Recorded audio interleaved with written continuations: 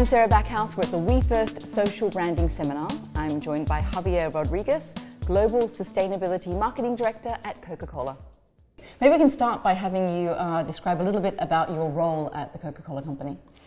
Yeah, my role is a fascinating role because I'm basically in charge of tell people around the world what is the good that the Coca-Cola company does in terms of sustainability efforts.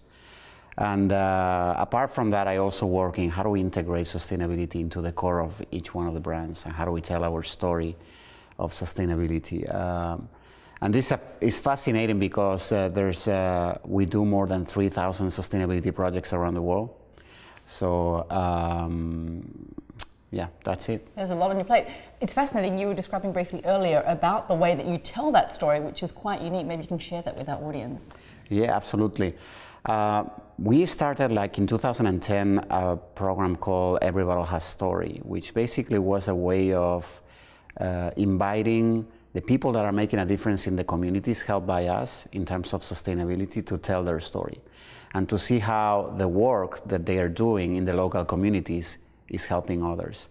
So we came up with a way of telling that kind of stories that is almost like testimonials of these people that have proven to be very positive, very well received, because what we learn is that people want to hear people talking about the difference that they're making.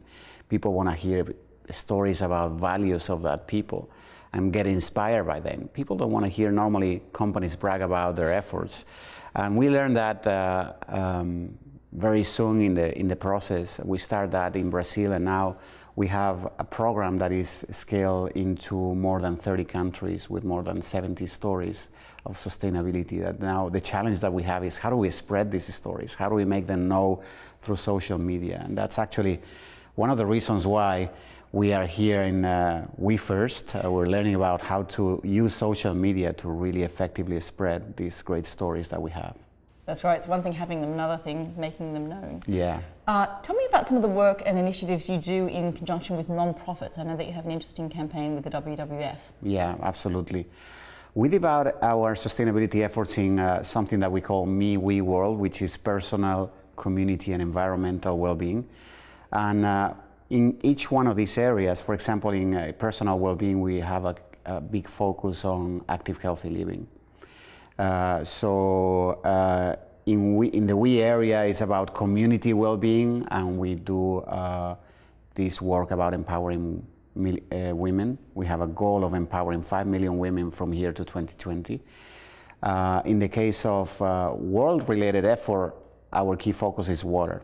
And in water, we have said that we want to replenish all the water that we use from here to 2020. But in order to do that, any kind of these commitments, you need help. We always talk about the idea of the golden triangle, and civil society and governments and us as business. Is there an overarching kind of brand story for sustainability at Coca-Cola? Because you have many initiatives, but is there like a common thread that binds that together? That's a good point. Actually, we call our story the Me, We World story because we recognize that we need to care for the personal, community, and environmental well-being. And the way we tell the story is precisely this idea of inviting people to communicate what the difference that they're making. But this is a work in progress for us because we typically communicate our story through the voices of our brands. So you will see that, for example, this example that I was giving you, Every Bottle Has Story, we are using the Coca-Cola brand to talk about that. Right. And we're using even the closing line of the Coca-Cola brand, which is Open Happiness. That gives you an idea that because people relate to brands normally more than relate to companies. And when we talk about the idea of open happiness, we're trying to convey the message that happiness is not just a simple moment of joy, it's actually something more meaningful than that. It's something that makes a lasting difference in the people. And that's the way we're telling the story right now. What are some of the challenges that you face in kind of rolling out sustainability initiatives? You mentioned one, that there are many different brands. That must be a lot to take on. Is there anything else that springs to mind? Yeah, there's a number of challenges. First is the challenge of defining what are the priorities. And we work for 2 years in trying to understand what are the priorities, not only from a company perspective. We ended up having well-being, women, and water as the 3 Ws that are our priorities. But there was a lot of work going into that, in how to define that priorities, using something that we call the value creation model. So looking into what are the initiatives that have more business impact and societal impact at the same time. These are the ones that we're trying to promote. So that was the first challenge, define priorities.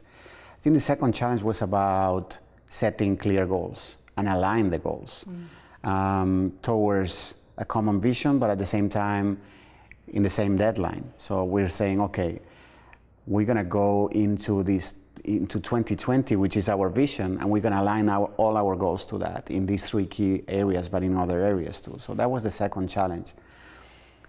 I think the third challenge now has to do with how do we integrate sustainability in the business? How do we prove that sustainability is actually a driver not only of societal value, but business growth and brand equity? And that is the process that we are in. And one way that we're going about it is precisely not only to capture best practices that already exist in the markets and trying to scale them, but piloting new ideas with different markets, connecting sustainability with the brands and see what is the impact that is creating. I think that is the best convincing internal argument, but it's a challenge right now because we're at the start of the journey. And finally, you've flown in from China to attend this day of WeFirst Social Branding Seminar. What so far has been kind of the one big takeaway that you think has been valuable that you'd perhaps like to share with our audience? Here in WeFirst? Correct.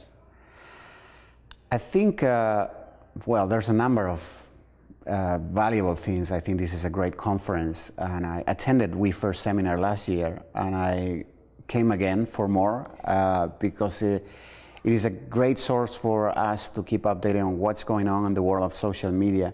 But I think it also, the most important thing is that it gives you a framework to think about how to define what is your purpose as a company, but then how do you execute against that purpose.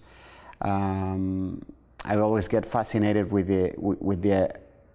how Simon is so informed about what happens in the world of social media, what are the new trends, what should be watching, and what we should be doing as companies to really stay on top of that trend. So that's what I appreciate the most. Excellent. Javier Rodriguez, thank you very much. Thank you very much. Pleasure.